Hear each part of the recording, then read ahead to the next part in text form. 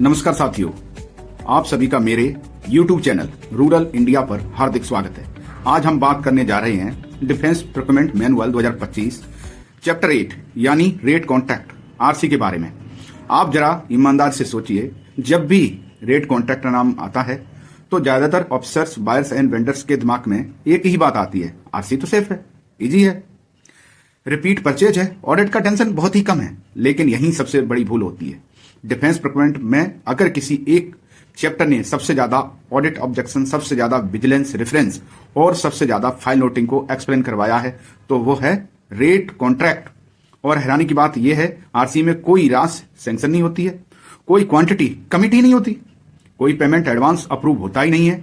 फिर भी ऑडिट पूछता है आरसी क्यों किया, मार्केट सर्वे कहां है, सेंट्रल आरसी होते हुए भी लोकल आरसी क्यों कर दी, सीएफए किस आधार पर तय हुआ। यानी आरसी दिखने में सॉफ्ट है लेकिन ऑडिट के लिए हार्ड कोर सब्जेक्ट है। और इसी वजह से डीपीएम 2025 का चैप्टर 8 आरसी को सुविधा की तरह नहीं, रिस्क कंट्रोल्ड प्रोक्योरमेंट टूल की तरह सिखाता है। तो आज हम रेट कंट्रोल को ना किताब की भाषा में, ना वेंडर की नजरिए से, बल्कि ऑडिट रियलिटी और फील्ड रियलिटी के साथ समझेंगे। तो आप अंत तक मेरे साथ बने रहें। अब स्क्रीन पर जो आप देख रहे हैं यह कोई प्रेजेंटेशन स्लाइड नहीं, यह डीपीएम 2025 का ऑफिशियल टेक्स्ट है। क्लॉज 8.1.1 और 8.1.2 यहीं से आरसी की असली आत्मा समझ में आती है। डीपीएम साफ कहता है प्रोक्योरमेंट का उद्देश्य है right item, right quality, right quantity, right place, right price. अब ध्यान दीजिए, आरसी क्वांटिटी तो तय करता ही नहीं, लेकिन ऑब्जेक्टिव में राइट क्वांटिटी फिर भी लिखा है। यही पहला ऑडिट ट्रैप है। क्लॉज 8.1.2 में आरसी को कहा गया है स्टैंडिंग ऑफर, मतलब आरसी अपने आप में कॉन्ट्रैक्ट नहीं है। आरसी तब सिर्फ एक ऑफर है जब तक सप्लाई ऑर्डर नहीं निकलता।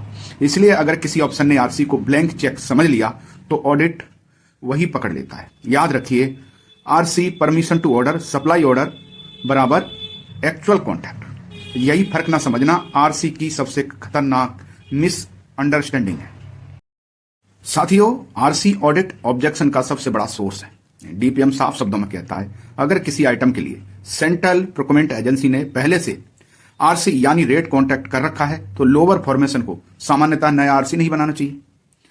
अब ग्राउंड रियलिटी देखिए, सेंट्रल आरसी चल रहा है लेकिन कोई यूनिट कहती है लोकल अर्जेंसी है, डिलीवरी टाइम बहुत ज्यादा है, वेंडर पास में है और नया आरसी बना दिया जाता है।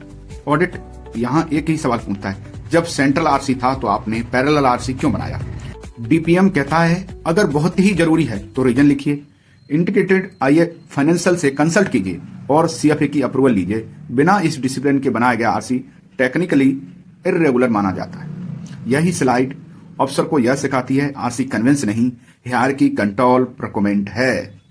साथियों, अब हम समझते हैं आरसी के लिए क्या क्या आइटम सुटेबल हैं, यानी type of item suitable for RC contract, यानी कौन कौन से आइटम आरसी में होने चाहिए और कौन कौन से नहीं होने चाहिए, किस तरह के होने चाहिए, किस तरह के नहीं होने चाहिए।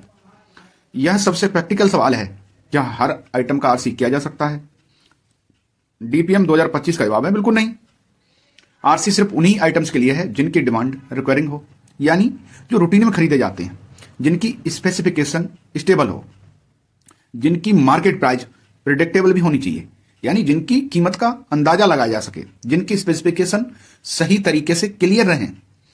Consumable, routine, spare, maintenance item ये आरसी के नेचुरल कैंडिडेट है, यानी जो फास्ट मूविंग आइटम है उनका आरसी हो सकता है।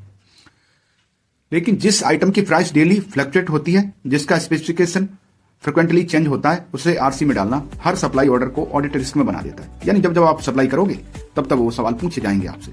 ऑडिट का इंटेंट नहीं, प्रेफरेंस देखा जाता है।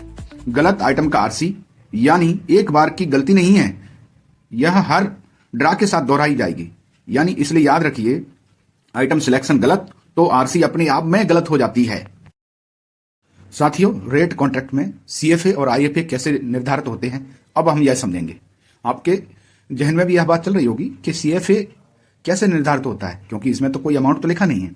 यानी जो डीएफ पीडीएस है उसमें अमाउंट के बेस पे लिखे हुए हैं, इसके सीएफए ये होगा, यानी अगर 2 लाख परचेज होगी तो सीएफए ये रहेंगे, या कोई अथॉरिटी। तो आइए हम समझते हैं, है ना, उसमें कैसे आईएफए निकाले जाते हैं या सीएफए निकाले जाते हैं। यानी हम पिछली बार देखेंगे कि इस रिकवरिंग यानी इस आइटम के हमने कितनी खरीदी की और उसका जो अमाउंट आएगा उस बेस पे सीएफए निर्धारित होता है। या फिर पिछला रिकॉर्ड हमारे पास नहीं है तो हम यह निकालेंगे कि एंटीसेप्टेड अगर हम इसकी आरसी बनाते हैं तो पूरे ईयर के अंदर यानी पूरी साल के अंदर उसकी जो बजट होगा यानी जो पैसा होगा वह कितना खर्च होगा। सीएफए का निर्धारण इसी अनुमानित मूल्य पर होगा। आईपी की भागीदारी भी इसी तरह होती है। अब हम समझते हैं साथियों, अब आते हैं आरसी की लाइफ स्पैन पर। डीपीएम 2025 का सेक्शन 8.3 यहां कोई एम्बिग्यूटी नहीं छोड़ता। आरसी की सामान्य अवधि 2 वर्ष, लॉन्ग टर्म प्रोडक्ट सपोर्ट में 5 वर्ष। अब सबसे क्रिटिकल लाइन, आरसी में गैप नहीं होना चाहिए। अगर नया आरसी समय पर नहीं बन पाया तो पुराने आरसी की सीमित अवधि के लिए एक्सटेंशन किया जा सकता है,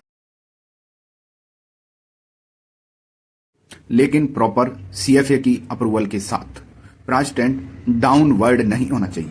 गैप का मतलब है सप्लाई डिस्टरप्शन, इमरजेंसी परचेज और ऑर्डर ऑब्जेक्शन। साथियों, रेट कॉन्ट्रैक्ट कोई शॉर्टकट नहीं। रेट कॉन्ट्रैक्ट एक लॉन्ग टर्म रिस्पॉन्सिबिलिटी है। अगर आप आरसी साइन करते हैं लेकिन उसके ड्रा अगले 2 साल तक चलते हैं, आज वेंडर सिलेक्शन होता है लेकिन उसकी परफॉर्मेंस आपकी सर्विसिबिलिटी तय करती है। अब एक प्रैक्टिकल उदाहरण समझिए।